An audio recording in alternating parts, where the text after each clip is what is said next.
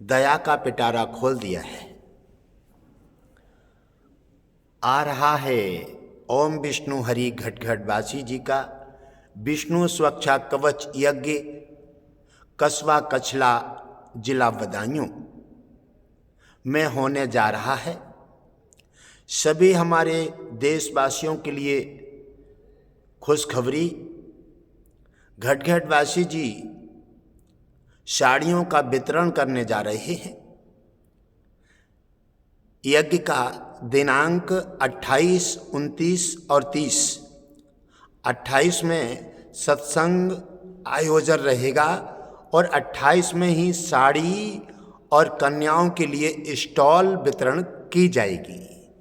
28 में सभी श्रद्धालु सभी देश के कोने कोने से हमारे भक्त पधारें और घटघटवासी जी के करण कमलों द्वारा साड़ी और कन्याएं स्टॉल प्राप्त करें। भगवान विष्णु लक्ष्मी का प्रसारण आरंभ हो गया है।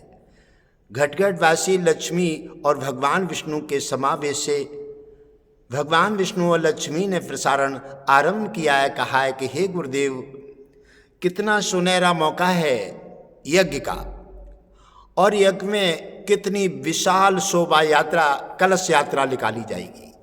उस कलश यात्रा के सुनहरे अवसर पर देशवासियों के लिए कुछ उपहार होना चाहिए।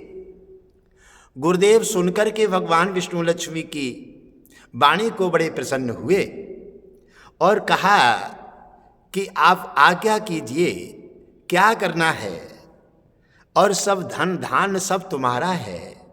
हे लक्ष्मी, आपकी जिस पर कृपा हो जाए उसका तो आनंद मंगल हो जाता है। इसी प्रकार मीटिंग के प्रस्ताव जारी होने से घटघटवासी जी ने ये प्रस्ताव जारी कर दिया है। 28 में साड़ी वितरण की जाएंगी और कन्याओं के लिए स्टॉल वितरण की जाएंगी। केवल 28 में ही ये वितरण किया जाएगा। 28 में ही सत्संग है, 28 में ही साड़ियों का वितरण। साड़ियों का वितरण, एक साड़ी नहीं, साड़ियों का वितरण किया जाएगा। घटघटवासी जी ने दया का पिटारा खोल दिया है। और साड़ी का वितरण जो हमारे कलश यात्रा में और जो हमारे भव्य यज्ञ में जो भाग लेंगे उनके लिए साड़ियों का वितरण करने का प्रस्ताव घटघटवासी ने जारी कर दिया है। जो कलश यात्रा में भाग लेंगे उनके लिए घटघटवासी जी अपने करण कमलों द्वारा साड़ी का वितरण करके और उनका भाग्य का पिटारा खोलेंगे। कन्याओं के लिए स्टॉल वितरण करेंगे। और ये घटघटवासी जी भगवान विष्णु और लक्ष्मी का प्रस्ताव है। ये घटघटवासी और भगवान विष्णु लक्ष्मी ने ये प्रस्ताव जारी किया है। ये लक्ष्मी का आशीर्वाद है कि सभी देवियों को साड़ियों का वितरण कलश यात्रा के सुनहरे अवसर पर किया जाएगा और कन्याओं को स्टॉल का वितरण किया जाएगा।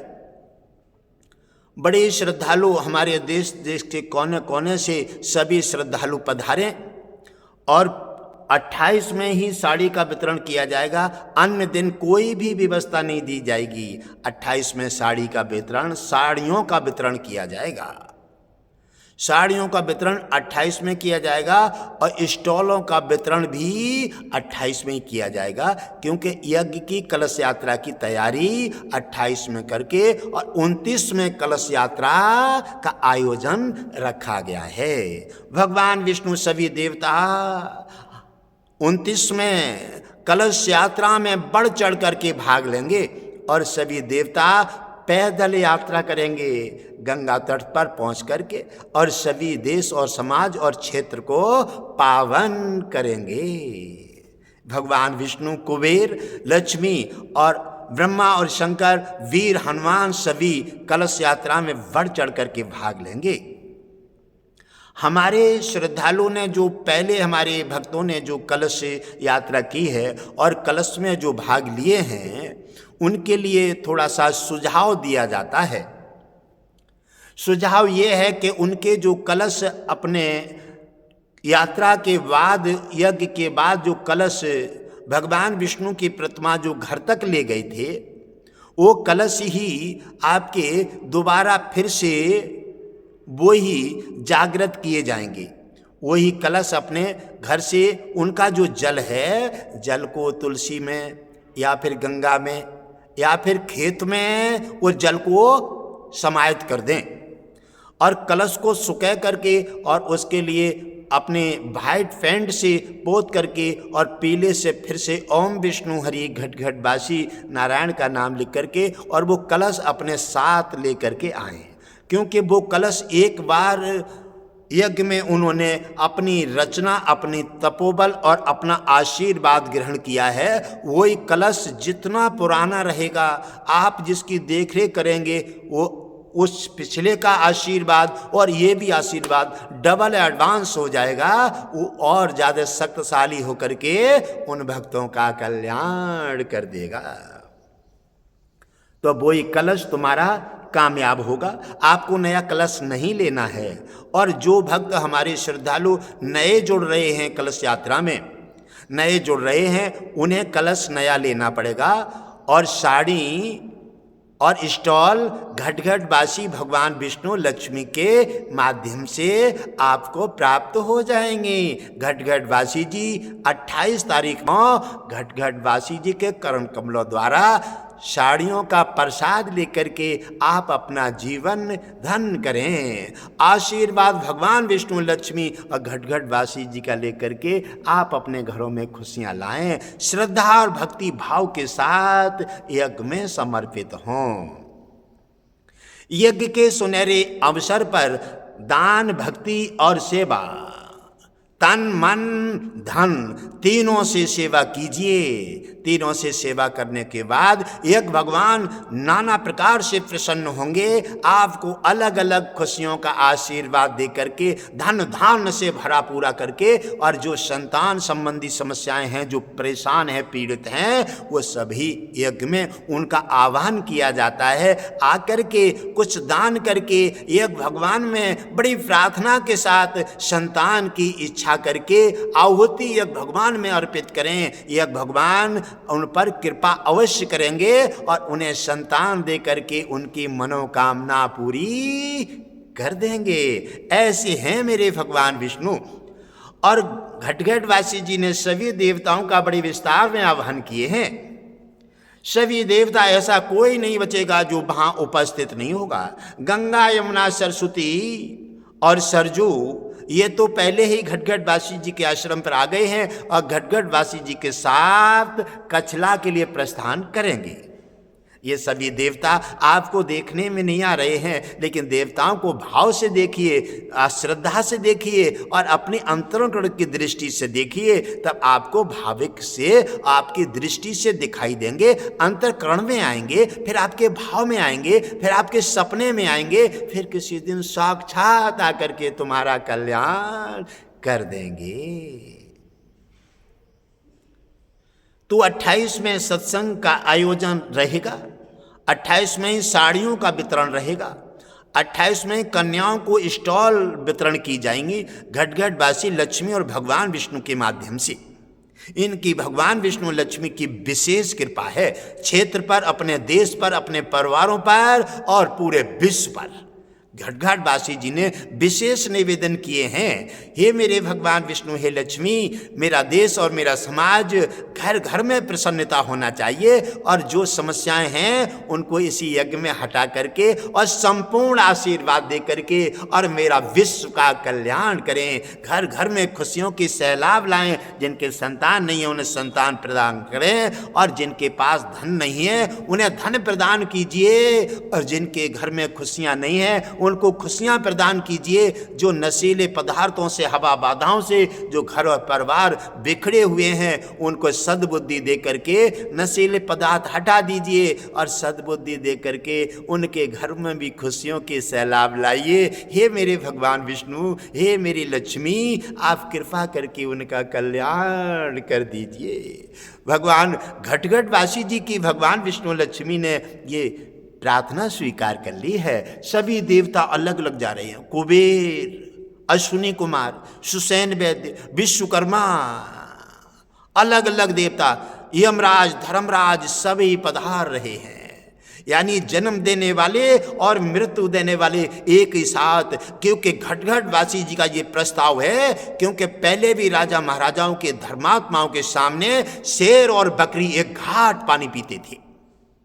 घटघट वासी जी ने यही प्रस्ताव लागू किया है कि जन्म देने वाले भी वहीं यज्ञ में होंगे और मृत्यु देने वाले भी यज्ञ में होंगे, लेकिन सभी उस समय दया की बरसात करेंगे। कोई भी किसी प्रकार का छल कपट नहीं। घटघट वासी जी ने यमराज जी को आदेश दिए हैं कि कोई भी किसी प्रकार की किसी को खुरसट नहीं लगना चाहिए और सबकी सुरक्षा करके सब पर दया और करुणा बरसाओ, क्योंकि ये घटघट वासी जी का यमराज जी के लिए आदेश है।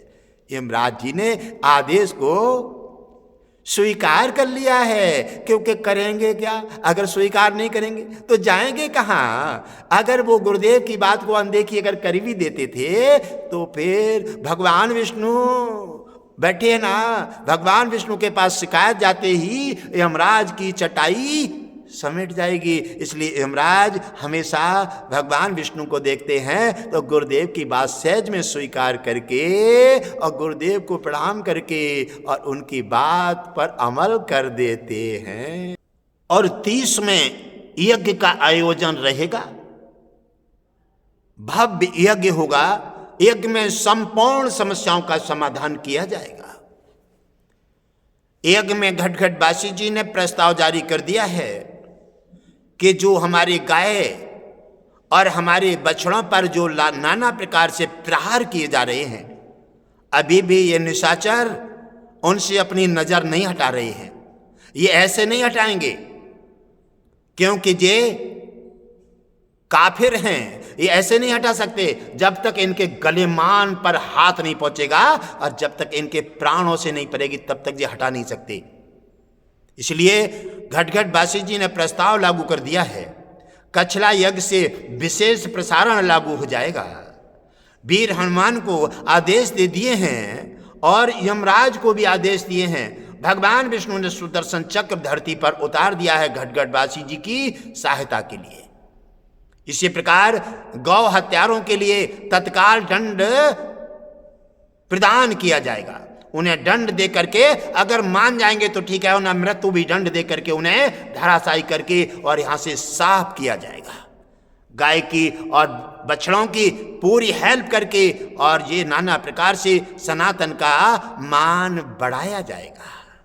इसी प्रकार घटघट वासी जी ने अपनी मीटिंग के समय पर भगवान विष्णु और सभी देवताओं के सामने प्रस्ताव जारी किया और कहा, हे नाथ कृपा कीजिए। अरे बड़े बड़े महान राजा थे, आजकल कैसा समय बदल गया है। आज जितना बड़ा आदमी है, पहले बड़े आदमी होते थे तो गाय पालते थे, गाय पालते थे। नंद बाबा की कितनी गाय थी, जितनी गाय ज्यादा होती थी उतना ही बड़ा राजा मानते थे। जितनी गाय ज्यादा पालते थे उतना ही बड़ा राजा मानते थे, उतना ही महान पुरुष होते थे। दूध घी माखन की सैलाब रहती थी। आजकल क्या है, आज गाय से तो हट गए। आजकल जितना बड़ा कुत्ता पाल लो, जितना बड़ा कुत्ता पालो, जितनी सुविधा दे लो, जितनी बड़ी गाड़ी में घुमाओ। इसलिए आजकल कुत्ता पर नजर चली गई है, गौ माता से हट करके, और कुत्ताओं को पालने का सर्वश्रेष्ठता अपने दी है। त्योहार पर जाएंगे, कहीं पर अच्छी जगह रिश्तेदारी में जाएंगे, वहाँ फैशन कैसे पूरी होगी। पहले दूध दही मट्ठा माखन से होती थी, अब कैसे होती है कि वो क्या मिल जाए, शराब नहीं मिली और मीठ मछली नहीं मिली तो किसी भी रिश्तेदार ने तुम्हारा मान सम्मान नहीं किया, मुंह फुला के चल देते हैं। इसलिए तुम्हारी मानसिकता गिर गई है। और मानसिकता गिरने से जब व्यक्ति नीच सोच, नीच खान पान, नीच मानसिकता हो जाती है, वो व्यक्ति ऊपर तो छोड़ दो, धीरे धीरे बिल्कुल खिसक करके हारी बीमारी, छल कपट और देवताओं के आहार का ग्रास बन जाता है। और यमराज उसे हड़प करके और उसे बीमारी उसे ऐसे निगल जाती है जैसे उसे कभी भी सुख और शांति मिलने की कभी भी कल्पना भी नहीं कर सकते। इसलिए सोच किनकी बदली है, जितने बड़े राजा महाराजा होते थे वो गाय पालते थे और गायों का सम्मान करते थे। भगवान कृष्ण जी ने, राम विष्णु ने अवतार लिया कृष्ण रूप में, उन्होंने भी गाय का सम्मान किया, गाय को पाला। अब तुम कैसे सनातनी हो? आज तुम गाय के लिए इशारा कर करके और गाय को कटवा देते हो, गाय को छोड़ देते हो, खेतों में ब्लेड के तार लगा देते हो। कैसी मानसिकता गिर गई है? ये इसका मतलब है तुम स्वयं भगवान बन गए, सब तुम्हारे हाथ में है।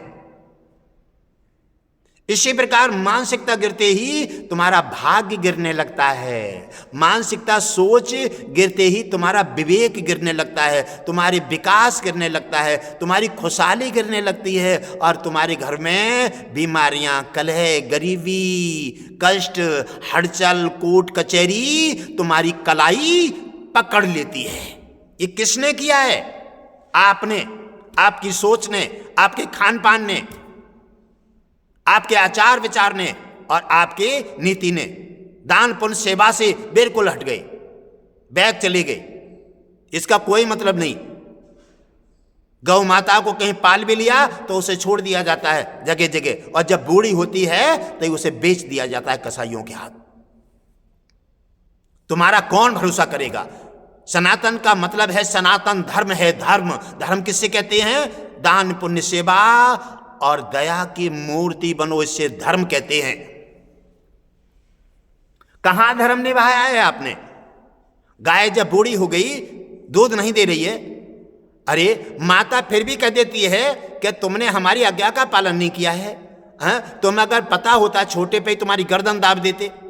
माता तो कहती है कि तुमने हमारी आज्ञा का पालन नहीं कर रहे हो, लेकिन मां ने फिर भी दूध का तुमसे दिया मार लिया। मां ने फिर भी दूध का तुम्हारे सामने संकेत दे दिया है। और गौ माता देखो कितनी महान है। बूढ़े पियो, जवान पियो और बचपन से लेकर लास्ट तक पियो, वो कभी भी तुमसे दूध का कोई भी एहसान नहीं करती। ऐसी है गौ माता, उसके लिए तुम्हारे प्रति हृदय में कोई जज्बा नहीं है, इतने बुझ गए हो। इसी प्रकार तुम्हारी मानसिकता जब दया से, भक्ति से, शीलता से और धर्म से हट जाती है तो तुम्हारी कलाई अधर्म पकड़ लेता है, दूषित आचरण पकड़ लेते हैं, खान पान तुम्हारा दूषित हो जाता है, सोच दूषित हो जाती है, दान पुण्य से हट जाते हो तो तुम्हारी समस्त बीमारी, कोर्ट कचहरी, हवा बाधाएं तुम्हारी कलाई पकड़ लेती है। तुम कभी भी आगे भागना चाहो और वो तुम्हें मैट करके समाप्त करने का काम करती है। ये सब किसने किया है? तुमने, तुम्हारे कर्म कांड ने, तुम्हारे खान पान ने, तुम्हारी सोच ने, तुम्हारे विवेक ने। अच्छे राजा महाराजाओं का इतिहास उठा के देखो।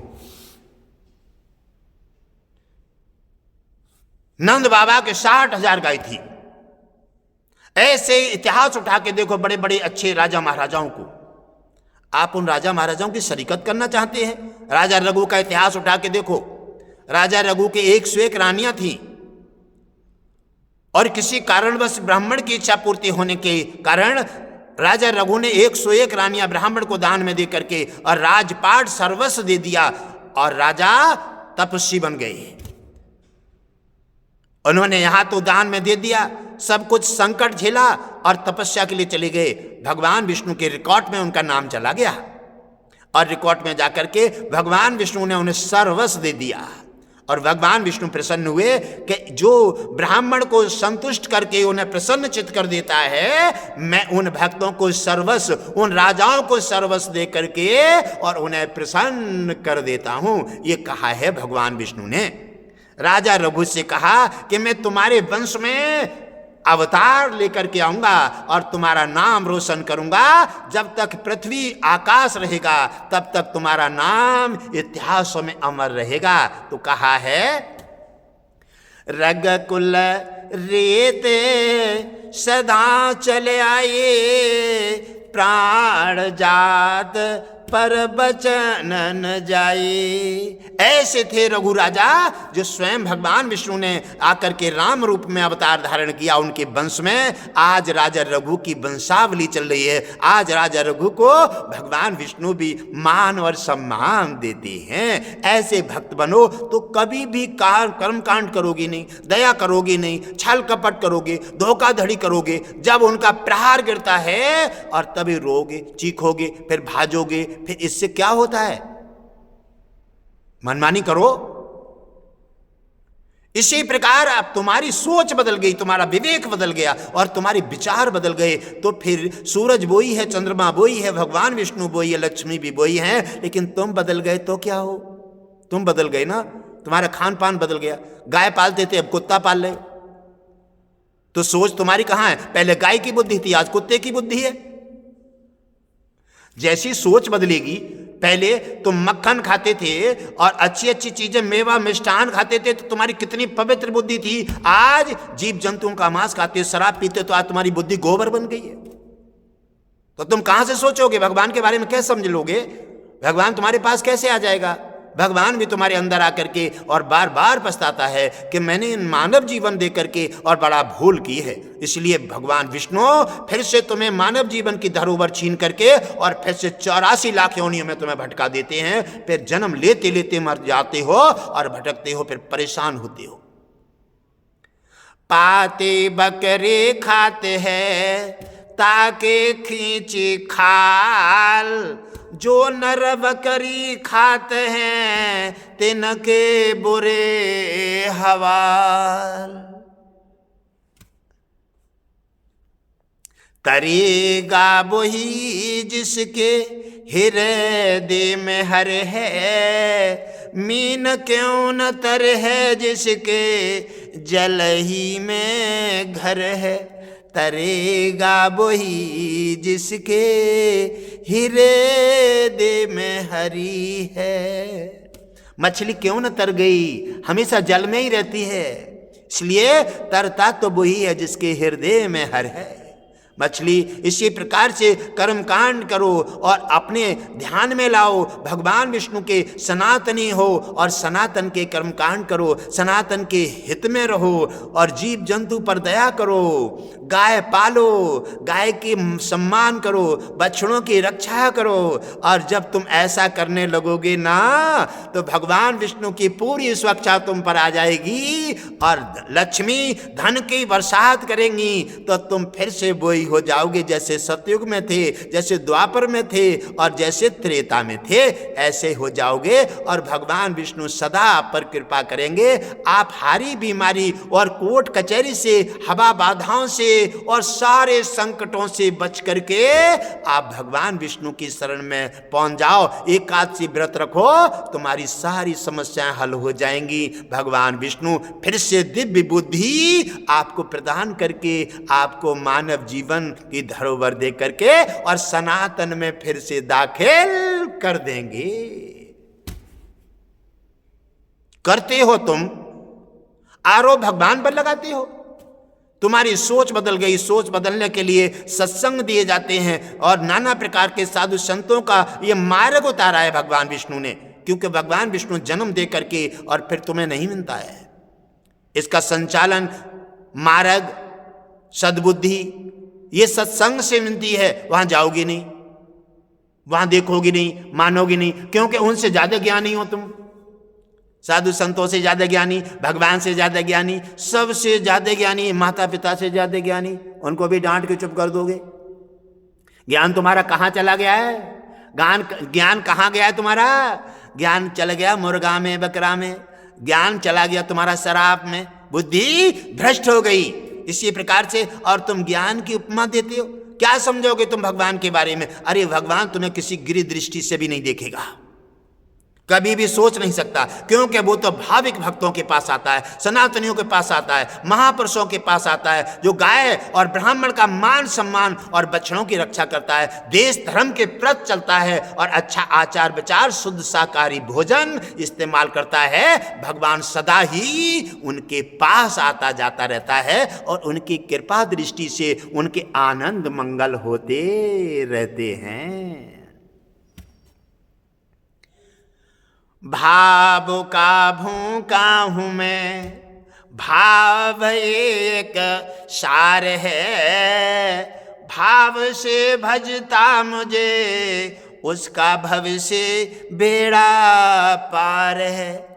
भाव बिन मुझ को पुकारे, भगवान कहते हैं भाव बिन मुझ को पुकारे, मैं कभी मिलता नहीं, भाव बारे भक्त का संपूर्ण मेरे पर भार है।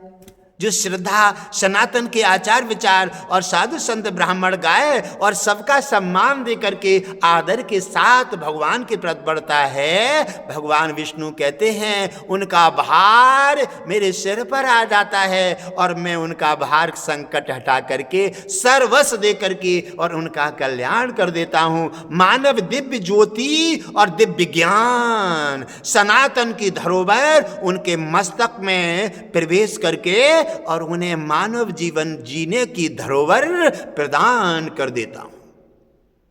जब ऐसा व्यक्ति करने के बाद जब व्यक्ति गलत आचार विचार पर होता है, घटघट बासी जी ने और कहा है कि माता पिता किससे कहते हैं? माता पिता कहते हैं कि अपनी संतान की जिम्मेवारी तुम्हें दी गई है। केवल मम्मी पापा कहलाने से संतान को अपनी मस्ती में जियो और संतान जहां जा रही है तहां जा रही है, संतान कहीं भटक रही है, संतान कहीं पशुओं की भांति मारी फिर रही है और तुम माता पिता का दर्जा निभा रहे हो, अपने रंग में रंगे हो, अपने खा रहे हो, अपने पी रहे हो, अपने रंग में रंगे हो, संतान कुछ भी हो रही। अरे तुम काहे को मम्मी पापा कहला रहे हो? काहे के मम्मी पापा हो तुमने फर्ज नहीं निभाया है। मम्मी पापा का फर्ज निभाओ, माता पिता बनो और संतान का फर्ज निभाओ। संतान को आचार विचार दो, संतान को नीति धर्म सिखाओ, संतान के लिए सनातन के बारे में उपमा दो, संतान के लिए गाय और साधु और ब्राह्मण का आदर करना सिखाओ, तब वो तुम्हारा आदर करेगा। अब तुम सोचते तुमने खुद नहीं सीखा है तो संतान को क्या सिखाओगे? और जब तुमने राम के बारे में नहीं जानते हो तो तुम्हारी संतान राम के बारे में भूल जाएगी तो क्या बन जाएगी? शैतान। जब राम के बारे में, परंपरा के बारे में, देश के बारे में, सनातन के बारे में जब तुम्हें किसी वेद की बात नहीं होगी, ज्ञान की बात नहीं होगी, धर्म की बात नहीं होगी, पूजा की बात नहीं होगी, फिर क्या होगे? तुम बन जाओगे राक्षस। तुम बने तो संतान राक्षस बन जाएगी। क्या होगी? परंपरा भंग हो जाएगी। ऐसे क्या होता है? ऐसे ही होता है सर्वनाश। भगवान विष्णु कहते हैं ऐसे ही व्यक्ति का सर्वनाश हो जाता है, ऐसे वंश डूब जाते हैं, ऐसे देश सर्वनाश हो जाता है। ऐसी व्यक्ति, ऐसी व्यवस्थाएं हैं हमारे देश को घातक बना करके, परिवारों को, हमारे जीवन को और हमारी जीवन नैया को डुबा करके और खात्मा कर देती हैं। तो ये सब किसने किया है? भगवान ने तो नहीं किया। भगवान ने तो आपको आचार विचारी अच्छे बनाकर भेजे हैं। आपने सब संगत के हिसाब से, माँ बाप ने तुम्हें सदमार्ग नहीं दिया तो तुम्हें पशुओं की भांति छोड़ दिया और जब जाने लगे तो तुम शराबी, जोहारी और जगह जगह नाना प्रकार के जैसा मार्ग मिला तुमने समझा और वैसे ही बन गए। और फिर जब देखते हैं माँ बाप का हमारा बच्चा शराबी जोहारी हो गया, फिर जाकर के नौते भरारों के पास भटकते हो, फिर जगह अलग अलग जगह जगह जा रहे हो, फिर भगवान की पूजा याचना कर रहे हो, फिर उठाने रख रहे हो, फिर प्रसाद बोल रहे हो। अरे अब कुछ नहीं होने का है। जब समय था सुधारने का तब तुम सो रहे थे, अपनी मस्ती में थे। अब हाथी के दांत बाहर निकल गए, ये अंदर नहीं आएंगे। समय पर लोहा गर्म है तभी चोट मारिए, आपकी कामयाबी हो जाएगी। और जब लोहा ठंडा हो जाए फिर तुम्हारा कोई मतलब नहीं है जो लोहे को मोड़ लो। इसी प्रकार अगर तुम्हें कोई जानकारी इसकी नहीं मिल पा रही है तो जाकर के भगवान विष्णु के पास, गुरुदेव के पास पहुंचो, करके गौ ब्राह्मण की सहायता करो। आपका धर्म है, आपका कर्तव्य है। इसी प्रकार भगवान विष्णु ने तुम्हें सनातन में, भारत में और तुम्हें सोने की चिड़िया में जन्म दे के भेजा है। इसलिए तुम्हारी रक्षा के लिए बार बार भगवान विष्णु इसी भारत में अवतार लिए हैं। कभी राम रूप में, कभी कृष्ण रूप में, अलग अलग रूप में अवतार लेकर के तुम्हारी रक्षा के लिए। लेकिन तुम अपनी रक्षा चाहते ही नहीं हो। तुम तो राक्षसों का खान पान, राक्षसों का रहन सहन, राक्षसों का वातावरण, तुमने जब उसको मार्ग बना लिए हैं तो वो भगवान विष्णु को पसंद नहीं है। क्योंकि भगवान विष्णु का भोजन है अहंकार। अहंकार से भगवान विष्णु उस चीज को खात्मा कर देते हैं। इसलिए मेरे प्रिय परिवारजनों, पूरा विश्व मेरा परिवार है। आप मेरी बात को समझिए और सोच लीजिए। अच्छे आचार विचार, अच्छा धर्म और पूजा, अच्छी नीति तुम्हारे लिए लाभदायक बनेगी। आपका स्वतः कल्याण हो जाएगा।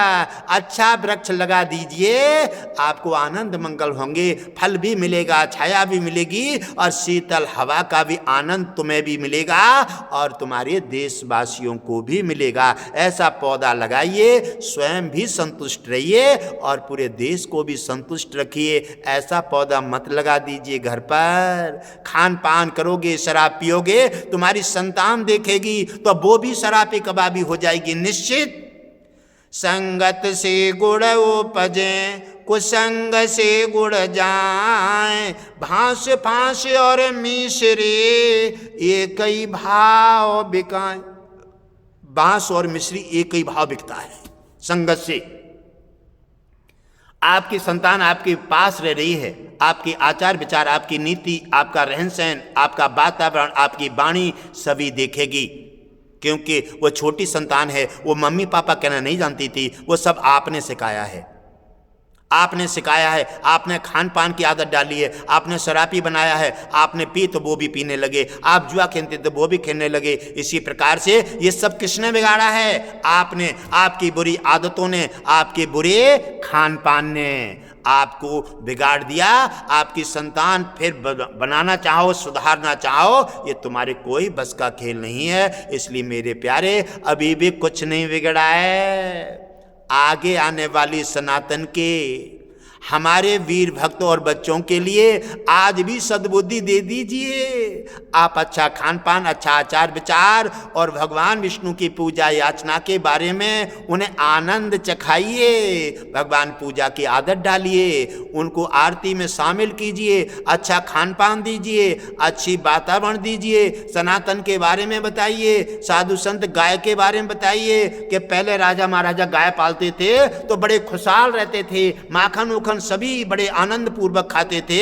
आज कुत्ता पालते हैं तो क्या खाते हैं? मीट मछली शराब पी करके और ऐसे सो जाते हैं जैसे जीवित नहीं है।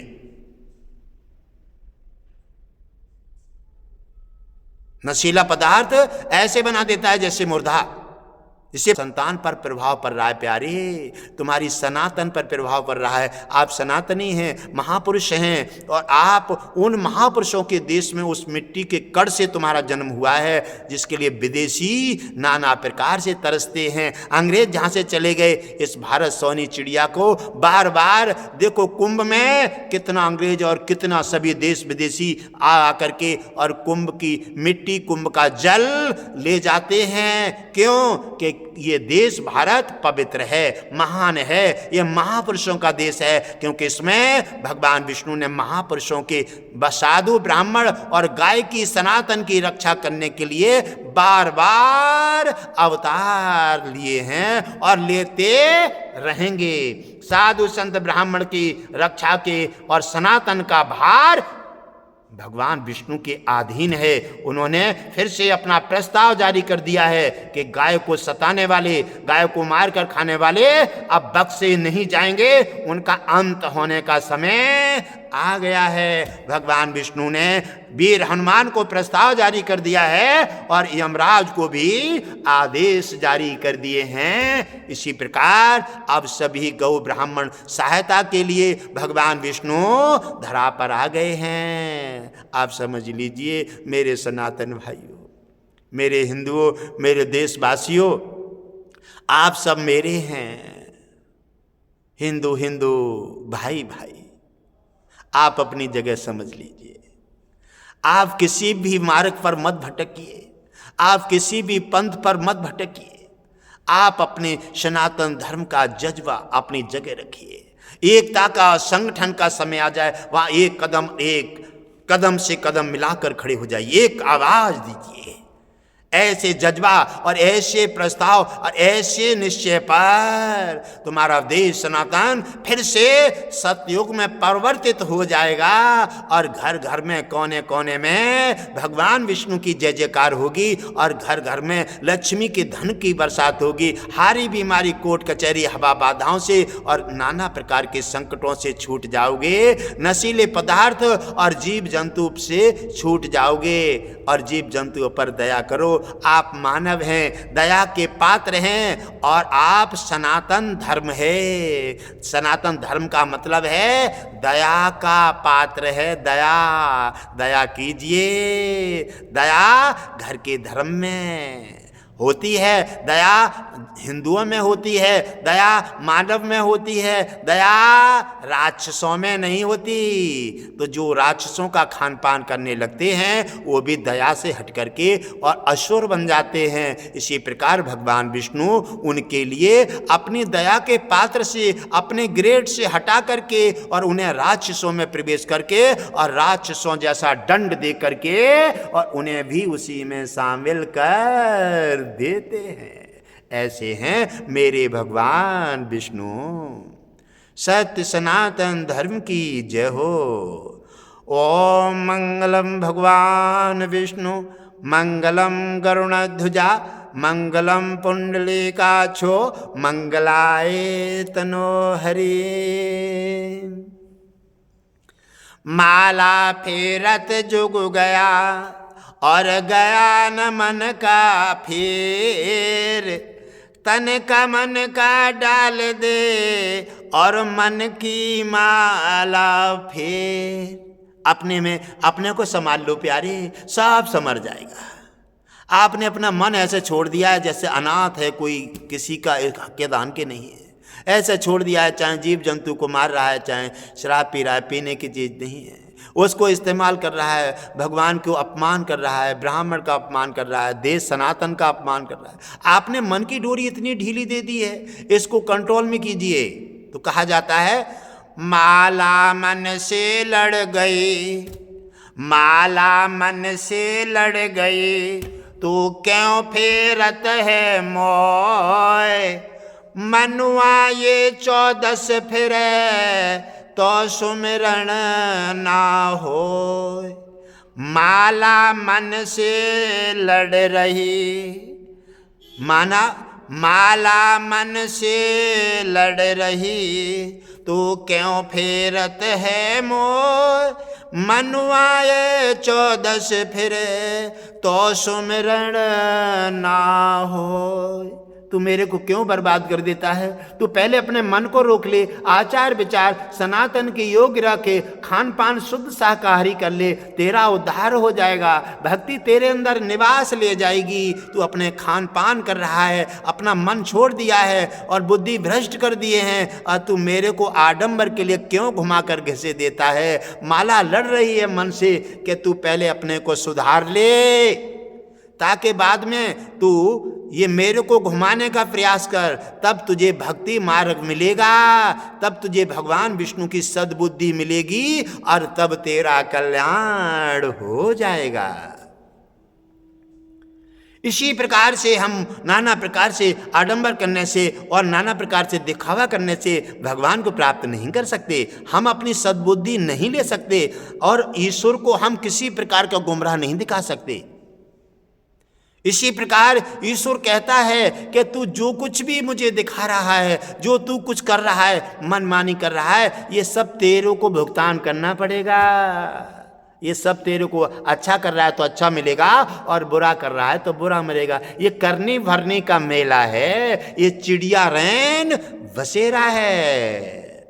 कितना भी छल कपट कर ले, धोखाधड़ी कर ले, ये सब तेरे ही पीठ पर लाद दी जाएगी। इसका सब कुछ तेरे को भुगतान करना पड़ेगा। और यहाँ कितना भी दिखावा कर ले, झूठ बोल ले, हाँ, वहाँ पर यमराज का जब खाता खुलेगा ना, जब वो लेने आएगा तो उसके सामने कोई हेरा फेरी नहीं कर पाएगा। मैं रास्ता में हूँ, मैं ये कर रहा हूँ, वहाँ दिखावा नहीं कर पाएगा। वहाँ तो मिनट से पहले यमराज तुझे बाहर निकाल लेगा और तत्काल हेरा फेरी तेरी सब तेरी जेब में रख देगा और ले करके और तुझे निकाल करके तुझे दुनिया से अलग हटा करके और शमशान में तुझे दाखिल कर देगा और ठेंगर रख करके ये दुनिया वाले जिन पर तू दीवाना है ना, ये सब जला करके तेरी राख बना देंगे। ता दिन तेरा नशा अपने आप उतर जाएगा, अपने आप उतर जाएगा। आज तू दुनिया में दीवाना है, दान नहीं करेगा, बच्चों को और सब परिवार के लिए गाड़ी बंगला महला दुमहला में लगा हुआ है। अरे बाद दिन तेरा नशा सब उतर जाएगा। इसलिए मैं तुझे सुझाव देना चाहता हूँ प्यारे, इसलिए तुम सब हमारे हो, आप कुछ अपना करो। दान भक्ति सेवा ये सबसे बड़ा धर्म है, जिसकी पूंजी जिसके पास। आप सभी सिस्टम लगा दिए हैं, दान करने का अलग सिस्टम है, दान करने के लिए ईश्वर धन अलग दिए, भंडारी के लिए अलग दिए, परिवार पालने के लिए अलग दिए, पढ़ाने लिखाने के लिए अलग दिए, सबके लिए धन अलग अलग देते हैं। आप सब धन को इकट्ठा करके और उसी अपने खान पान अपने स्वार्थ में लगा लेते हो, तो ये दान का खाता खाली रह जाता है। और दान, भक्ति, सेवा ये शून्य पर पहुंच जाती है। तो ये समझ लो तुम्हारी हारी बीमारी, कोर्ट कचहरी, हवा बाधाएं और नाना प्रकार के संकट तुम्हारी कलाई पकड़ लेते हैं और पटका मारते हैं, खींचते हैं और दुनिया में जिंदगी तुम्हारी तबाह कर देते हैं और यमराज को देकर मार करके शमशान में दाखिल करके और ठिंगर रख करके जला देते हैं। क्या मिला तुम्हें? आप क्यों आए हो धरती पर? यही नहीं समझा है। मानव जीवन ईश्वर ने क्यों दिया है तुम्हें? ये मानव जीवन श्रेष्ठ जीवन है, ये कर्म योनि है, ये कर्म योनि है। पशु पक्षी भोग योनि में है। आप भोग योनि वाले को सता रहे हैं। अरे वो तो बेचारा भोग भोग रहा है, आप उसे क्यों सता रहे हैं? आपने उसका आहार बना लिया है। इसी प्रकार मैं क्यों कह रहा हूं, आप मेरे हैं। आप समस्याएं परेशानी जब भोग रहे हैं मुझे कष्ट होता है, इसलिए गुरु का कर्तव्य है अच्छा सदमार्ग दे करके तुम्हें सुधार करके अच्छे मार्ग पर लाकर सनातन के रिकॉर्ड में दाखिल करें। और सनातन की परंपरा जब तुम्हारे मस्तक में धारण हो जाएगी तो गुरुदेव भगवान विष्णु की कृपा हो जाएगी। आप फिर से मानव जीवन जीने लगेंगे, आप सनातन में दाखिल हो जाएंगे। भगवान विष्णु प्रभावित होकर के तुम्हारा कल्याण कर देंगे और मानव जीवन की धरोहर ये उच्च शिखर तक जाकर के भगवान विष्णु के पास पहुंच जाएगी और ये सूरज की भांति प्रकाशित होगी। वरना ये कुत्ता बिल्ली की भांति जगह जगह वहीं चली जाएगी, क्योंकि ये करनी भरने का मेला है। आप यहाँ तो मनमानी कर रहे हैं लेकिन वहाँ नहीं चलेगी। ज्यादा दिन शरीर छीन लिया जाएगा, बाद दिन तुम्हारा कुछ बस नहीं चलेगा प्यारे। बाद दिन तो न कोई परिवार होगा, न तुम्हारे साथ कोई खाने वाला होगा, न तुम्हारा हाथ पकड़ने वाला होगा। बाद दिन तुम्हारा धर्म, दान, भक्ति, सेवा ही तुम्हारा साथ देगी, वो तुमने किया नहीं है। गुरु के आचार विचार नाम दान तुमने लिए नहीं है तो गुरु का साथ मिलेगा नहीं, क्योंकि गुरु ही मिलता है यहाँ से ले जाकर और वहाँ तक पहुँचाने के लिए। तो वो तुमने गुरु बनाए नहीं हैं, जोड़े नहीं हैं, क्योंकि आप बहुत बड़े गुरु से भी ज़्यादा विद्वान ही हो गए हैं। इसलिए आपने सारे रास्ते अपने खाली रखे हैं, एक ही अपराध का रास्ता खोला। वो अपराध तुम्हें पटक पटक करके और तुम्हारी सारा अहंकार निकाल देगा और उसके बाद में कुछ नहीं मिलेगा। यमराज के हवाले करेगा और यमराज आपको शमशान पहुंचा करके, और जो तिनके पीछे तुमने पाप और पुण्य, छल कपट, धोखा, गद्दारी, दलाली, बेईमानी बहुत किए हैं, जिन परिवारों के लिए बेई परिवार तुम्हें शमशान में ले जा करके ठिंगर रख करके माचिस लगाएंगे और जला करके तुम्हारी राख बना देंगे। क्या मिला तुम्हें? जो मिला वो तुमने समझ नहीं पाया। धर्म सनातन का एक महान जीवन मिला तुम्हें। सनातन धर्म में रहने के लिए और कर्म करने के लिए सनातन धर्म मिला तुम्हें। भारत की सोने की चिड़िया जैसा देश मिला तुम्हें, लेकिन तुमने फिर भी उसी कर्म कांड छोड़ करके और खान पान और वैसे ही उन नीचे जीवन में जाकर के और राक्षसी जीवन जीने लगे। तो ये सब तुमने किया है। भगवान ने तो तुम्हें अच्छी जगह भेजा, भगवान ने तुम्हें देवता बना के भेजा, भगवान ने तुम्हें नाना प्रकार की मेवा, मिष्ठान, अनेकों पदार्थ दिए हैं, लेकिन तुमने वो चीज नहीं समझ पाई। इसलिए जब भगवान की बात को तुम नहीं समझा और उनके खान पान को छोड़ करके नाना प्रकार के मेवा, मिष्ठान और दूध, रबड़ी को छोड़ करके आप उन्हीं राक्षसों के खान पान में आकर के रुके हैं, तो राक्षस जैसा भोग भोगना पड़ेगा, राक्षस जैसी योनि में जाना पड़ेगा। और जो तुमने किया है वो निश्चित ही भोगना पड़ेगा। वहाँ कोई हेरा फेरी, दंड फंद नहीं चलेगा।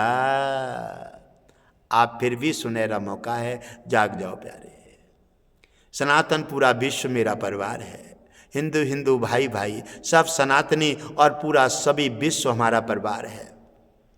आप अब भी समझ जाओ, अभी सनातन के बारे में देखो। गाय तुम्हारी माता है, उसकी दया करो, उस पर ध्यान रखो, बछड़े को बचाओ और नाना प्रकार की धर्म के हित में रहो। सनातन की जय बोलो, सनातन के हित में रहो। सनातन तुम्हारा धर्म है, भारत तुम्हारा देश है, सोने की चिड़िया है, तपोभूमि भी है। ऐसे भाव से जब तुम रहोगे तो भगवान विष्णु फिर भी दयालु हैं, तुम्हें दया करके और तुम्हें फिर से सनातन में रिकॉर्ड में दाखिल करके आपको कल्याण कर देंगे। ये सब मांसाहारी ये सभी छोड़ दीजिए, राक्षसी भोजन है, नशीली सब पदार्थ और ये मांसाहारी सब राक्षस के भोजन हैं। इनको छोड़ करके देवताओं के भोजन इस्तेमाल करो, शुद्ध शाकाहारी हो जाओ और भगवान की शरण में आ जाओ। एकादशी व्रत रखो, सनातन का कदम से कदम मिलाकर चलो, सनातन की आवाज बुलंद करो, सनातन के साथ कदम से कदम मिला जाओ। हिंदू हिंदू भाई भाई ऐसा जब हो जाता है तो मैं ये वचन देता हूं कि मैं भगवान विष्णु को प्रसन्न करके और तुम्हारी तमाम समस्याएं हल करके और फिर से तुम्हारा सनातन में दाखिल करके सनातन की बुद्धि दे करके और तुम्हारा फिर से जय जयकार कर दूंगा। सत्य सनातन धर्म की।